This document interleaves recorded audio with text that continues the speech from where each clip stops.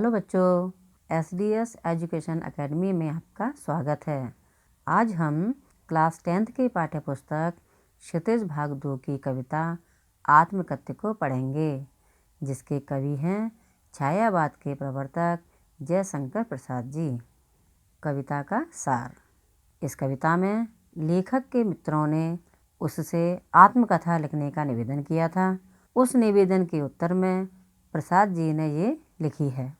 वे अपने जीवन पर प्रकाश डालते हुए बताते हैं कि उनके जीवन में बहुत कष्ट आए, परंतु उनका बखान करना उचित नहीं होगा। वे कहते हैं कि कहीं संसार उन बातों को लेकर मजाक ना उड़ाए। इस बात से कवि अपनी आत्मकथा न लिखकर दूसरों की कथाएं सुनते रहने की कहता है। वे कहते हैं कि अभी उनका आत्मकथा लिखने का समय नहीं आया है। अब हम कवि परिचय पढ़ेंगे। जयशंकर प्रसाद जी का जन्म सन 1889 में वाराणसी में हुआ। वे छायावादी काव्य प्रवृत्ति के प्रमुख कवियों में से एक हैं। उनकी प्रमुख काव्य कृतियाँ हैं चित्राधार, कानन कुसुम, झरना, आंसू, लहर और कामायनी। आधुनिक हिंदी की सर्वश्रेष्ठतम काव्यकृति मानी जाने वाली कामायनी पर उन्हें मंगला प्रसाद पारितोषिक दिया गया। वे कवि के साथ साथ सफल गद्यकार भी थे। अजातशत्रु, चंद्रगुप्त, स्कंदगुप्त और ध्रुव स्वामिनी उनके द्वारा लिखे नाटक हैं। तो कंकाल, तितली और इरावती इनके द्वारा लिखे उपन्यास हैं। आकाशदीप, आंधी और इंद्रजाल इनकी कहानी संग्रह हैं। सन 1937 में इनका निधन हुआ। अब हम कविता को पढ़ेंगे। मधुप गुनगुना कर कह जाता कौन कहानी यह अपनी, मुरझा कर गिर रही पत्तियां देखो कितनी आज घनी। इस गंभीर अनंत नीलिमा में असंख्य जीवन इतिहास, यह लोग करते ही रहते हैं अपना व्यंग मलिन उपहास। तब भी कहते हो कह डालूं दुर्बलता अपनी बीती, तुम सुनकर सुख पाओगे देखोगे यह गागर रीति। अब हम शब्दार्थ पढ़ेंगे। मधुप मनरूपी भौरा, अनंत नीलिमा अंतहीन विस्तार, व्यंग मलिन खराब ढंग से निंदा करना, गागर रीति ऐसा मन जिसमें कोई भाव नहीं, खाली घड़ा। अब हम कविता का अर्थ समझते हैं। मधुप गुनगुना कर कह जाता कौन कहानी यह अपनी, मुरझा कर गिर रही पत्तियां देखो कितनी आज घनी। कवि का मन रूपी भौरा गुनगुन करता हुआ कहता है, अरे मैं अपनी कौन सी जीवन गाथा कहूँ, मेरे सामने एक पर एक न जाने कितनी सारी पत्तियां मुरझा कर गिर रही हैं। कहने का तात्पर्य है कि मैंने एक पर एक कष्ट देखे हैं, दुख देखे हैं, निराशाएं झेली हैं। मैंने सपनों को मरते हुए देखा है। इस गंभीर अनंत नीलिमा में असंख्य जीवन इतिहास, यह लोग करते ही रहते हैं अपना व्यंग मलिन उपहास। कवि कहते हैं, इस गहरे नीले आकाश में अनगिनत लोगों ने अपने अपने जीवन के इतिहास लिखे हैं। उन्हें पढ़कर ऐसा प्रतीत होता है मानो वे स्वयं अपनी बुराइयां करके अपने जीवन पर कटाक्ष कर रहे हों और अपना मजाक उड़ा रहे हों।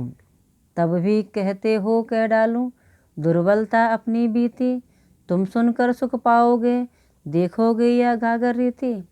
कवि अपने मित्रों से पूछता है, मित्रों क्या तुम चाहते हो कि मैं अपनी दुर्बलताएं, अपनी कमजोरियां कह डालूं?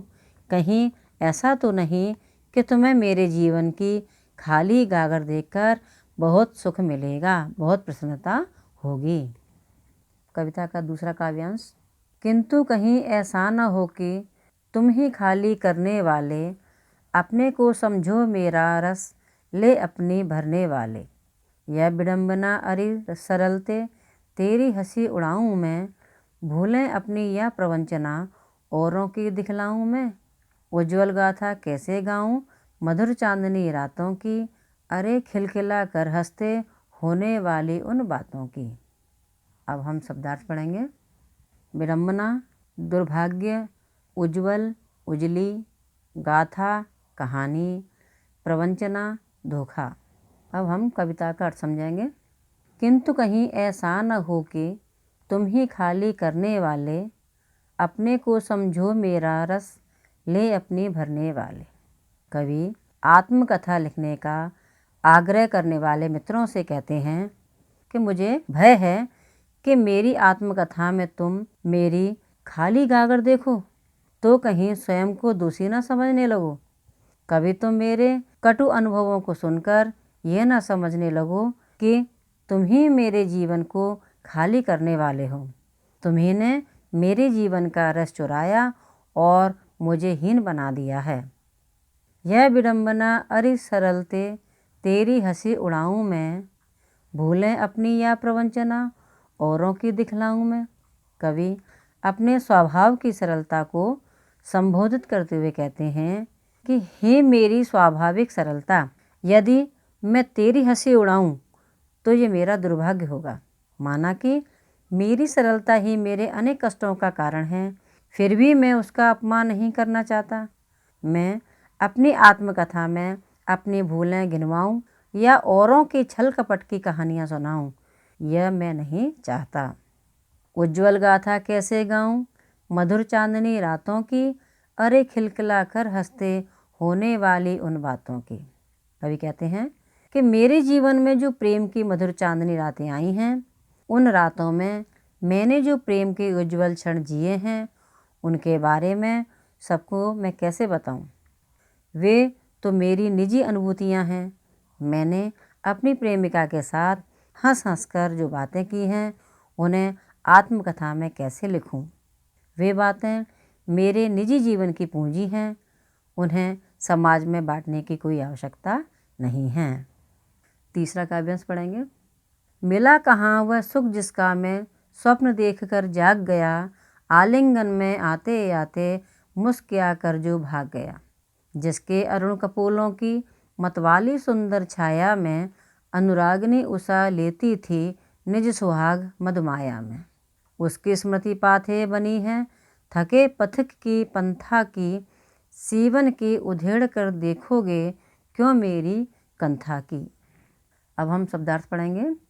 मुस्कुराकर, मुस्कुराकर, अरुण कपोल लाल गाल, अनुरागिनी उषा प्रेम भरी भोर, स्मृति पाथे स्मृति रूपी संबल, पंथा रास्ता राह, कंथा अंतर्मन गुदड़ी। अब हम काव्यांश का अर्थ समझेंगे। मिला कहाँ वह सुख जिसका मैं स्वप्न देखकर जाग गया, आलिंगन में आते आते मुस्कुरा कर जो भाग गया। कवि अपनी आत्मकथा सुनाते हुए कहते हैं कि जिन सुखों के सपने देख देख कर मैं जाग जाता था, वे मुझे कभी मिल नहीं पाए। मैं जिस भी प्रिय का आलिंगन करने के लिए बाहें आगे बढ़ाता, वह प्रिय मुस्कुराकर भाग जाता रहा। मेरी कामनाएं कभी सफल नहीं हो पाईं। मैं उसे कभी आलिंगन में ले न सका। जिसके अरुण कपोलों की मतवाली सुंदर छाया में, अनुरागिनी उषा लेती थी निज सुहाग मधुमाया में। कवि कहते हैं कि मेरी प्रेमिका के लाल लाल गाल इतने मतवाले और सुंदर थे कि प्रेममयी उषा भी अपनी सुगंधित मधुर लालिमा उसी से उधार लिया करती थी। आशा यह है कि मेरी प्रेमिका के लाल कपोल उषाकालीन लालिमा से भी मनोरम थे। उसकी स्मृति पाथेय बनी है थके पथिक की पंथा की, सीवन की उधेड़ कर देखोगे क्यों मेरी कंथा की। कवि कहते हैं कि आज उसी प्रेममयी प्रेमिका की यादें ही मुझ थकित यात्री के लिए संबल बनी हुई हैं। उन्हीं के सहारे मेरा जीवन चल रहा है। तो हे मित्र, क्या तुम मेरी उन यादों को उधेड़ उधेड़ कर उनके भीतर झांकना चाहते हो? क्या मेरी आत्मकथा पढ़कर मेरे भूले हुए दर्द को फिर से जगाना चाहते हो? अब हम चौथा काव्यांश पढ़ेंगे। छोटे से जीवन की कैसे बड़ी कथाएं आज कहूँ, क्या ये अच्छा नहीं कि औरों की सुनता मैं मौन रहूं? सुनकर क्या तुम भला करोगे मेरी भोली आत्मकथा? अभी समय भी नहीं थकी सोई ये मेरी मौन व्यथा। शब्दार्थ पढ़ेंगे। आत्मकथा अपनी कहानी स्वयं लिखना। मौन व्यथा चुपचाप सोए पड़े दुख। काव्यांश का अर्थ पढ़ेंगे। छोटे से जीवन की कैसे बड़ी कथाएं आज कहूँ, क्या ये अच्छा नहीं कि औरों की सुनता मैं मौन रहूं? कवि प्रसाद जी कहते हैं कि मेरा जीवन बहुत सामान्य सा है, मैं तुच्छ सा मनुष्य हूँ। मैं अपने साधारण जीवन को बड़ी बड़ी यश गाथाएँ कैसे लिखूं? इससे तो अच्छा यही है कि मैं औरों की कथाएं सुनता रहूं, अपने बारे में मौन रहूं। सुनकर क्या तुम भला करोगे मेरी भोली आत्मकथा? अभी समय भी नहीं थकी सोई है मेरी मौन व्यथा। कवि अपने मित्रों को संबोधित करते हुए कहते हैं, भला तुम मेरी भोली भाली सीधी सादी आत्मकथा को सुनकर क्या करोगे? उसमें तुम्हारे काम की कोई बात नहीं है और अभी मैंने ऐसी कोई महानता भी अर्जित नहीं की है जिसके बारे में अपने अनुभव लिखूं। मेरे जीवन के सारे दुख दर्द और अभाव अब शांत हैं, इसलिए मेरे मन में कुछ भी लिखने की उमंग नहीं है। इस कविता में कुछ विशेष बातें हैं जिससे ये कविता बहुत सुंदर प्रतीत होती है। इसकी भाषा चित्रात्मक, अलंकृत और श्रृंगारपूर्ण है। इसमें अनुप्रास और मानवीकरण अलंकार के प्रयोग के कारण अत्यंत सुंदर प्रतीत होती है। इस कविता में संकेत और प्रतीकों के माध्यम से भावनाएं व्यक्त की गई हैं। अगर आपको ये वीडियो अच्छा लगा हो तो इस वीडियो को लाइक करें और मेरी आने वाली वीडियो को देखने के लिए चैनल को सब्सक्राइब करें और बेल आइकन ज़रूर दबाएं। बहुत बहुत धन्यवाद।